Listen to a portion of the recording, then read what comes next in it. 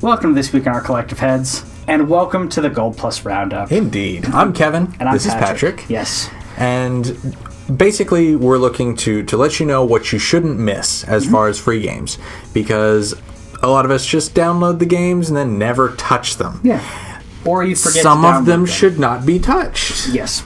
And we'll get to those too, but usually there's a gem or two that I wouldn't have played otherwise if it weren't for the fact that I do this. Mm-hmm. And so we want to encourage you to not miss out on opportunities that are coming to you for free. Yes. So this month we have A Virus Named Tom on PlayStation Vita. And it's a puzzly game. It's grid based, and you're basically you're playing Dr. Wily. Yep. Because you created robots and made robots and everything, and they were like, "Hey, thanks, buddy. You're fired." And you're like, "Grr, I will take over everything." And it's this whole Jetsons automatus future, and you have pet robot dogs and teleporters and all kinds of stuff. Yeah, and so what you're doing is you're going through, and honestly, the story is really fun. Mm-hmm. The puzzles, the first 2 levels or 3 levels, they introduce one new mechanic every level, and then after that, it's every 2 levels.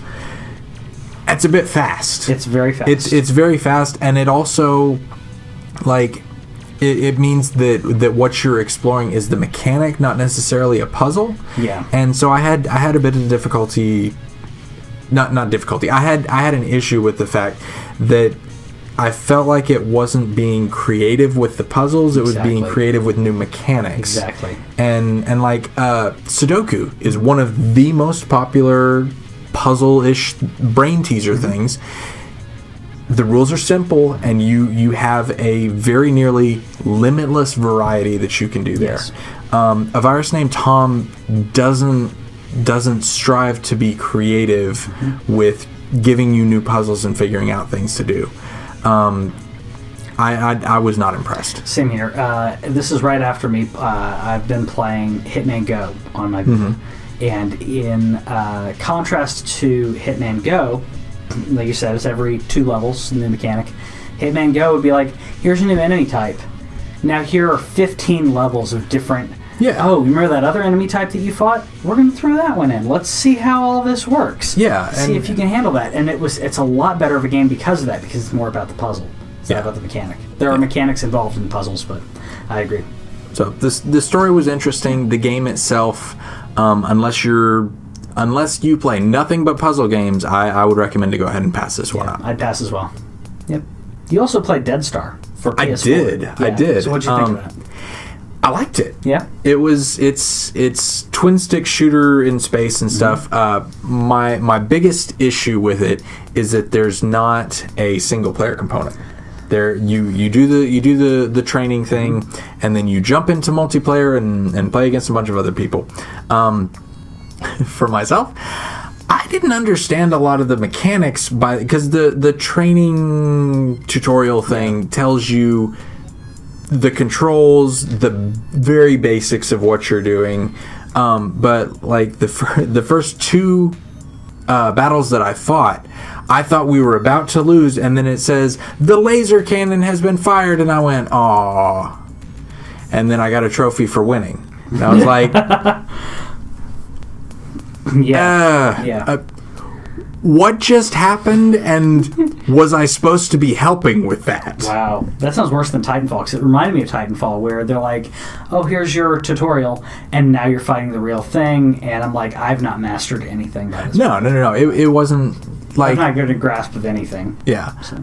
I do like the ship variety, because you have your little... You can basically specialize in like the reconstruction and building of bases, and you can contribute in that way, which, because I'm not great at ship to ship combat, what I was able to do, and this is my personal strategy, is I will start with one of those, because you start at one end, your opponent starts at the other end, and then there's some various configurations, and you're trying to build outposts toward their base or whatever. And those can be upgraded, given more defenses, more hit points, all that kind of stuff, so that it's harder for them to take it over. And so a lot of people just jump in and they're like, yeah, combat, shoot, bang, bang, bang. Yeah. And that part's fun, but for the first little bit, I'll just sit there and I'll go blow up little asteroids, collect green things, and go and build our base so that we're more defensible. And then whenever they try to attack us, they have a harder time, and then our shooty, pew combat guys are out there giving them a hard time, and we're able to take over their bases more easily. And then later on, I can switch into little fast ships, and there's freighters, and there's a lot of strategy that can be quickly amended on the fly, and I really liked that. So yeah, if you have the patience to go through a couple of matches going, wait, what's going, we won, or what's good, we lost, it takes a little while to kind of figure that out, but and I know I say this a lot, but once you get a handle on the mechanics, it is a really fun game. And as far as strategy goes versus other people, twin stick shooters have kind of been my thing for the last year or so, and this is a good twin stick shooter game with a lot of variety and a good multiplayer. If you try to start I don't know why, but the first time I tried to set up a match, I sat in the lobby for like 4 minutes, and with nothing on the screen to even indicate, and so like I would. That's frustrating. It doesn't even tell you it's trying. Right.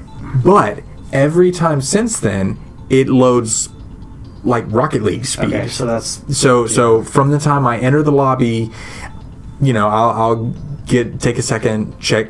Make sure I don't have new paint upgrades to make my ships look pretty, and then you go from there. A minute later, I'm in the game playing. Good. And so don't get frustrated if at first it takes a minute to get the matchmaking started. That is not a constant thing. Yeah. So yeah, Deadstar, check it out and maybe blow me up in space. Yeah. We also had I Am Alive, which we accidentally were given last month, and we were given proper this month. We only had about a week or so to get it last month, where they accidentally put it up on online. This game, like I mentioned last month as well, it's very well done, but the sad part is that the comparison to Last of Us is so close that it makes it really hard to compare this to anything but that. Yeah. It's a decent game. It is more survival than Last of Us when it comes to not giving you as many resources, and it's more of a natural disaster or kind of post-apocalyptic thing where you're trying to find your family. It's fun, but it is very much like The Last of Us. It's good, but if you haven't played The Last of Us, check this out because it's free. If you played The Last of Us and you really liked it, you'll probably enjoy the gameplay, but the entire time you're going to be like, yeah, it's not as good as that. It's still a good game, don't get me wrong, but it's not The Last of Us. Very few games are, I've noticed. Yeah. Savage Moon on PS3 is a tower defense game where you're battling insectoids. Yes, that is the actual name of the enemy you're fighting, is insectoids. So, don't know why. Yep. For me, I really enjoy tower defense games. But I like to play them on my phone, and then I'll go through them, and then I'll forget them. Yep. And that's just how tower defense games are for me. There's only been a few. Actually, Castle Storm was kind of a tower defense thing where you built your tower, and then you had a little bit of combat and this other variety and stuff. But like straight up tower defense where you place things around, I feel is really more at home on just a device I'm going to turn on, play for 10 minutes or whatever, and beat. Savage Moon also in particular has some very arbitrary restrictions.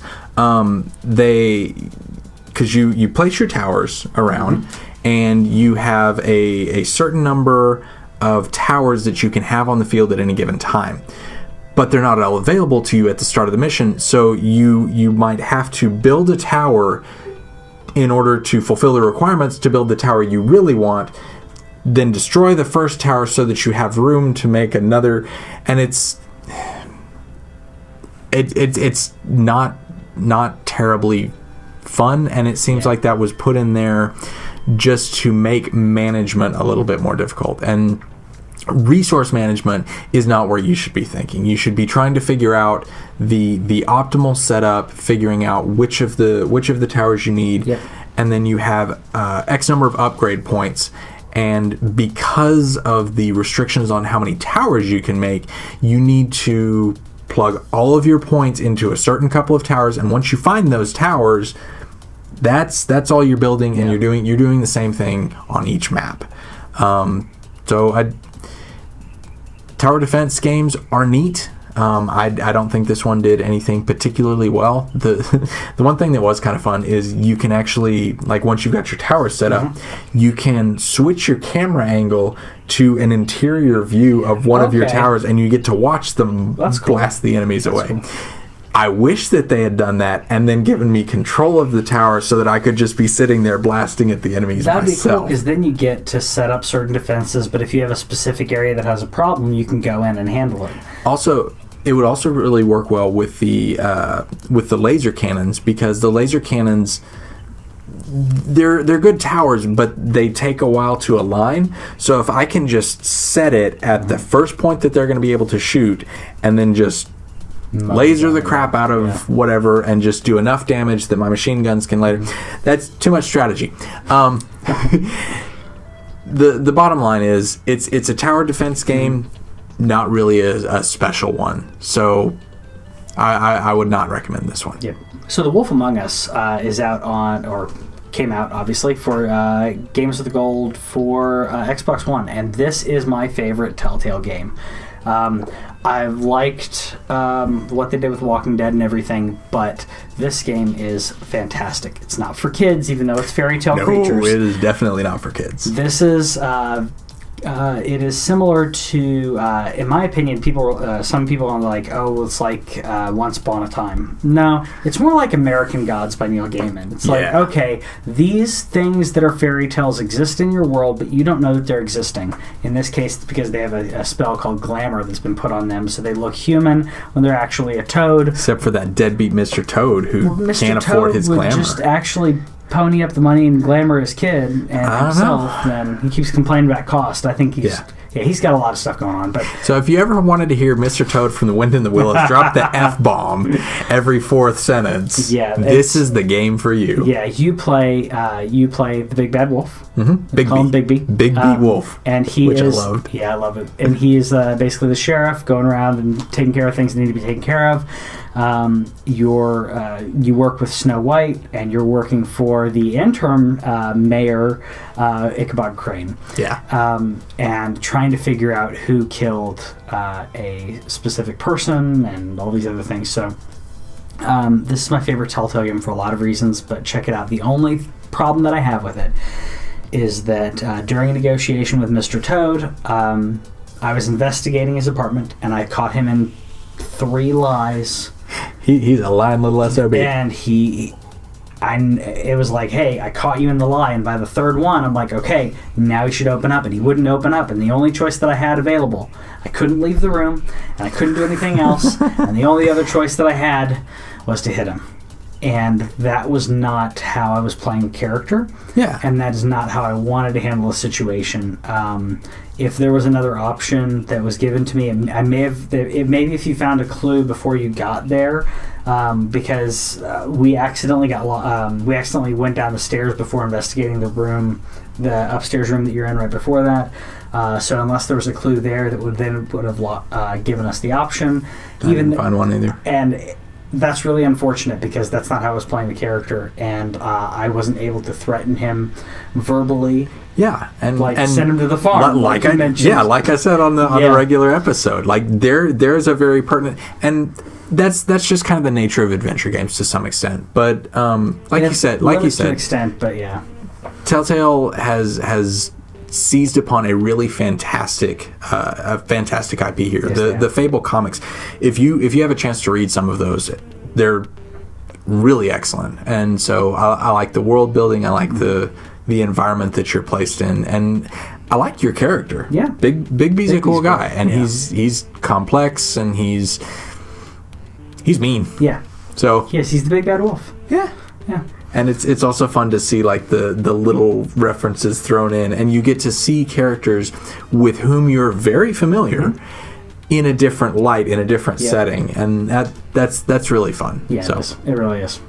Love it. Zombie on PS4 came out, and that's one that it's the Ubisoft game that started off on Wii U, and now it's been ported to other places. I enjoyed parts of it. My favorite thing about this is it gets zombies right. Yes, it does. Because they are scary. Yes. And and noise is like one of the biggest things that you have to deal with. Is you have to approach every situation making sure you don't attract this massive horde of zombies, because even within the first hour or so, there's one part where I'd come up out of an area and I'm into a new area, and I'm like, ooh, look, there's a bunch of shiny things over there that I can. There's 3 zombies over there. I don't know if I can. Yes. Nope. And I turn around, and I really, really enjoyed that, because so many times with the later Resident Evil games and with the super combat-y Walking Dead first-person shooter game, like, zombies have reached a point where they're no longer scary. But also, I highly recommend that you play this game with headphones, because on the PS4 you can actually set it up to do environmental stuff if you have one of the Sony headphones, which I do. And so you can hear where they're coming from, and you can kind of keep track of all that. Another thing that they did really well, surround sound as well. Yeah. Right. Yeah. Another thing that they did really well is when you're trying to like bust into something or open a manhole or pry boards off of the door or whatever, the camera angle changes so that you see yourself, and you can see behind you where the zombies are coming to get you. And it's not a super jump scary. It's just a general tension, and they did the atmosphere is phenomenal. Yes, it is, and I really enjoyed it. My only issue is I had a number of situations with the physics engine where if a body falls in a certain place, then in the process of getting down, I'll bump my head on a lamppost or something, and I'll be like, nope, I can't loot that, I guess. And then you have to kind of ragdoll the corpse into another area, which, given the tension and constant danger, can be a real problem. Yeah. And then one of the other things is whenever you get back to the manhole covers, I want to be able to. I'm by the time I get to the manhole covers, which are the fast travel of this world, so you go down into the sewers, come up somewhere else. When I get to the manhole cover area, whatever thing, I want my person to jump the heck in there and then figure out where I'm going, because they put you into that, and then it brings up a map screen. Where would you like to go? And I'm like, no, there's 5 guys behind me, and and every time you die, this was also a really fun mechanic. Every time you die, then it respawns you as a different character, and you have to go get your own backpack. Yep. And that was really fun, and in a lot of scenarios, and I mean, I even talked about it with a virus named Tom. Like, it's these arbitrary things can be really difficult, but in the zombie scenario, in the zombie formula, the super difficult enemies, the really low restrictions on what you can carry, all of that makes sense within this context, and so props to them for making a fantastic, proper zombie game. Yeah. And I recommend. I mean, this is available PS4, Xbox, and Wii U. Originally Wii U. The only thing that I will say that I did like more on the Wii U is that the gamepad in the Wii U is your inventory and all of that, and it's a really cool aspect to the game. They did a really good job of taking that out and still letting having the game work. Yeah. That is one thing that I think is really cool about the Wii U version, though. Yeah. So, but if you're getting this for free, obviously, do the PS4 version. Yeah. Yeah. And it's also fun because it's set in London, and so a lot of things for me were a little bit different, and I think that kind of added to the suspense, because not only am I in, or maybe if this is something that's familiar to that makes it more scary, because you're seeing these familiar environments in a new light. Yeah. And so Yeah, I would definitely recommend that you go ahead and check this out, and just be prepared to kick some zombies around while you're trying to get what's off of them. Yeah. Sunset Overdrive is extreme in every aspect that you could imagine. The gameplay is extreme, the colors are extreme, everything's extreme. You play a random guy or chick who works for a company, and I forgot the name of the company. They come out with a brand new energy drink. An extreme energy drink. That apparently they tried to fast track to get onto the market, and it turns everyone into monsters. And the monsters are addicted to that substance. So if you spill it, then they all come over there to try to get to get some of the overcharge is the name of the drink. Your gameplay is extreme.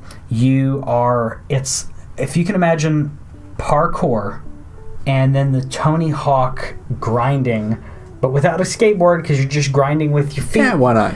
All that to the extreme. I mean, like, I jumped on... And with Insomniac weapon development, because Insomniac does crazy weapons better than anybody, hands down. I was shooting records, LPs, out of a gun that would bounce off of enemies to hit other enemies. It is ridiculous. You bounce off... So... The idea is you want to keep moving, you want to stay off the ground because these things are on the ground. They can climb buildings, but you can climb faster because you bounce around and use parkour and stuff. And by bounce around, I mean you jump off of a building that's like 3 stories to land on a car, and that car lets you bounce 15 feet into the air. Yeah, why not? So then you can grab onto, or if it's high enough, you can get on top of a power line, or you can grab the bottom of a power line and grind on that. So your all of your movement is very much like the Tony Hawk style of moving from one place to another, mixed with Mirror's Edge parkour, but all of it to the extreme. This game is ridiculously good in that aspect. If you like that kind of overblown fun, you're going to love this game. This was a full-price launch title, it's console exclusive. Yeah. And it shows. It's really well done. It's really fun. If that's too much for you, if you like something that's more grounded, yes, you skip it. But it's a blast. Everyone is ridiculous. It's kind of like the Borderlands aspect of like the everything is just characters. Overblown, yeah. And they know it's overblown, and they know you know it's overblown. So just have fun. So let's all be overblown together. It's Sharknado, the video game. Everything is just out. It's that just is the 11. Best. That is the best description I've ever heard of this game. It's what it is. It's like they are so self-aware of what they're doing, and they know you know what they're doing. They're not sugarcoating it. So, yeah, check it out if sounds good to you. Dead Space is a classic horror game from back when we got scary horror games. That it is. Dead seems to be the theme of this particular month. Yeah. Lots of dead. I mean, the enemies in Dead Space are the necromorphs. So, Dead Space, when it came out, I thought there was a resurgence in horror games because this was Xbox 360, and it was right about the time where you had Resident Evil 4 and Resident Evil 5, and it was like, okay, these things are more actiony. Resident Evil 4 is more actiony, and Dead Space is scary. It's very scary, and not only is it scary, but there's a decent plot involved as well. One of the... I don't often call on this as a particular aspect, but Dead Space nails ambient lighting. Yes. Like that is the way that everything is lit, and what you can see, what you can't see, is it just ratchets the way. I mean, your shoulders slowly tense. I wouldn't recommend playing this game for extended periods of time. Like, play it for an hour or so, and then put the controller down, pause it, step up, walk around, like the whole Nintendo. Hey, you should probably take a break. Yeah, you probably should, because Plus, you know, and this is coming from guys that play Dark Souls and Bloodborne and stuff. Yeah, it's yeah. like, yeah, I'll play that for hours, but no, this is scary and it will catch you off guard. Games like this are the reason that brightness control is in there. Yeah. It needs to be set correctly, because things will come out of the woodwork or the metalwork, as it were, because you're on a spaceship. Out of the work. Yeah. It's scary, and I promise you, if you beat the game, it's worth it for the ending. I don't know how far you got. I have not beaten it yet, but yeah, it's based on what I've seen so far, I'm looking forward to the ending. Yeah, love it. Shutshimi is a game that you are a little fish with huge muscly arms and guns and lots of them, and it took me a minute to figure out what it was even doing, because it's like it's a shmup, and so you've got various waves of enemies, and you've got your weapons that can be upgraded, and different boss types and all this kind of stuff, but you only play the game for like 10 seconds at a time, and then it takes you to the screen where it has, hey, here's your 3 potential upgrades, pick one based on nothing. I thought they do actually give you clues, and you can kind of pick up on it. The text that's in a different color is what actually tells you what you're getting. Okay. So it'll be like, you could have lots of friends, and that means that there's going to be more enemies in the next stage. And there's one about lasers and like, so after a couple of times playing through, you're like, okay, that one, I like that one. I like the lasers, I like the notes, whatever. And a lot of the upgrades are for one scenario only. And so what's really fun is to get the lasers and the slow motion, and then you just scroll back up and up and down across the screen, and because your bullets are moving in slow motion, you have these waves of cool. Bullets just flying across the screen. I also like it because the first time you play it, you'll go through and you'll beat the enemies, maybe beat a couple bosses, but until you have beaten all 4 bosses once, it'll keep you at that difficulty level. But as you beat a series of bosses, then it ramps it up, and it'll give you the undead version of the submarine, because undead submarines, who knew? That makes sense.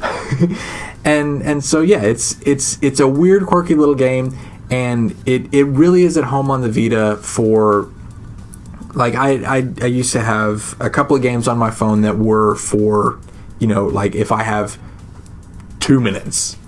And Shutshimi is one that I can pick up and play for like 30 seconds, shut off the thing if I'm just standing waiting for paperwork or whatever. Okay.